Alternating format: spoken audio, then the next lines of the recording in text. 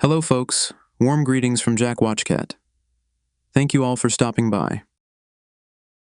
Being from Vancouver, a city known for its rain, it's my perfect excuse to acquire a mechanical dive watch. After all, every screen diver needs a timepiece tough enough to withstand coffee spills and beer splashes. Here's my humble review of the Mito Ocean Star 39.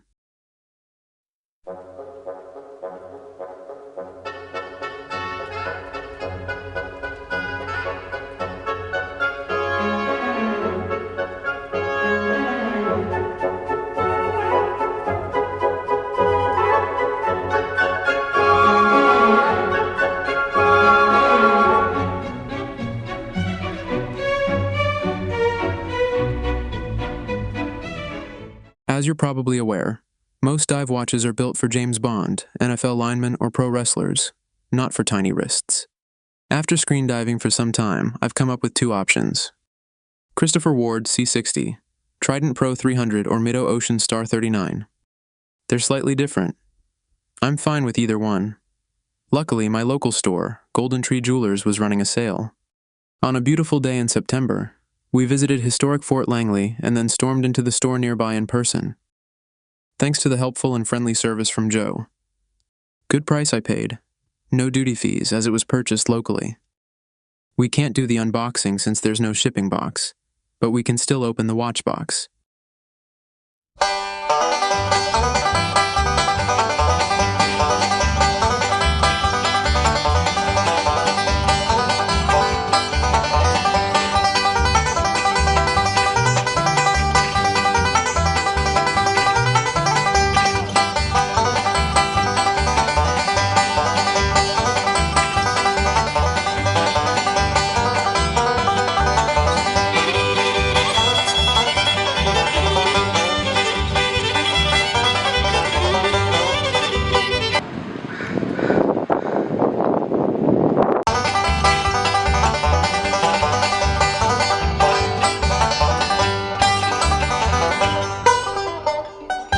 Founded in Switzerland in 1918, Mito launched its first Ocean Star model in 1944.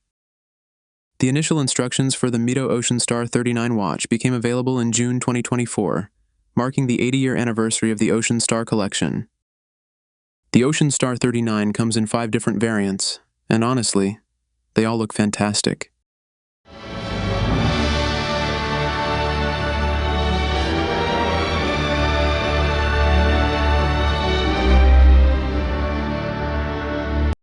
I often wonder if legend T.E. Lawrence would have proudly worn the sand dune model during his adventures in Arabia, to blend in with the desert.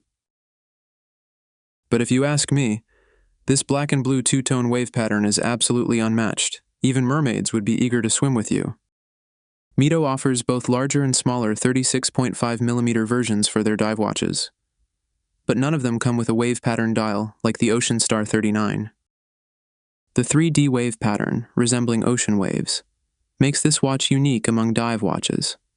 Beneath its anti-reflection sapphire crystal, it has triangle markers at 12, 6, and 9 o'clock, and round markers for the other hours. The watch offers excellent legibility, with its straightforward baton-style hour and minute hands, complemented by a lollipop-shaped seconds hand. It also has a small date window positioned at 3 o'clock. Finding a mechanical dive watch under 11mm thick is like spotting a unicorn. The Ocean Star 39 stands out with the adorable 10.5mm case height and a compact lug-to-lug distance of up to 46mm, or 45.93mm to be exact. The Mito is engraved on the straight-style screw-down crown. Since there's no crown guard, it's easier to unscrew, but it offers less protection against scrapes and knocks. To unlock the crown, turn the crown counterclockwise to unscrew it. At this position 1, wind up the watch by turning the crown clockwise. In the manual, it says 80 turns to fully wind. Then you pull out the crown to position 2 to adjust the date. Pull out the crown to position 3 to stop the seconds hand and set the time.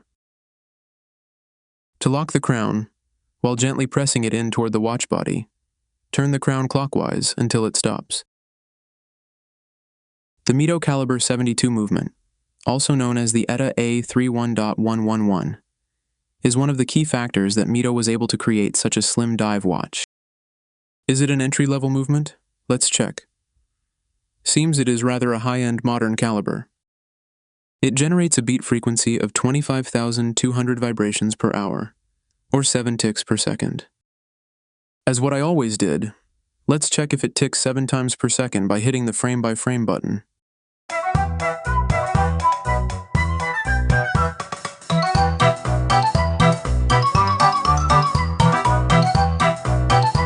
While the older caliber 80 found in many Mito dive watches offers a long 80-hour power reserve, it is thicker and operates at a less smooth frequency of 21,600 vibrations per hour. It's a Sophie's choice for watch nerds, a smoother seconds hand movement with less power reserve, or vice versa, unless you're okay with spending significantly more for both.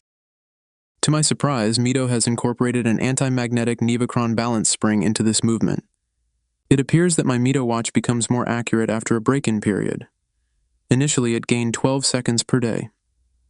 Following a photo shoot, it only gains about 5 seconds per day as lubricants distribute evenly and components stabilize.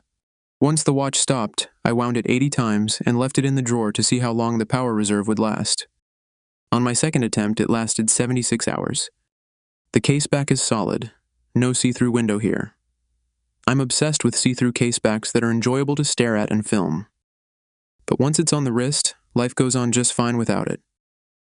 The case back showcases a big starfish emblem engraved in the center, probably enough to leave a starfish imprint on your wrist after some time. All the markers, along with the hour, minute, and second hands, are coated with superluminova. What's more, the starting point on the bezel also glows in the dark, but they are not very bright. A 120-click unidirectional rotating bezel with a two-tone black and blue aluminum ring displaying a 60-minute dive scale is integrated into the case. Let's give it a few spins and see how it feels.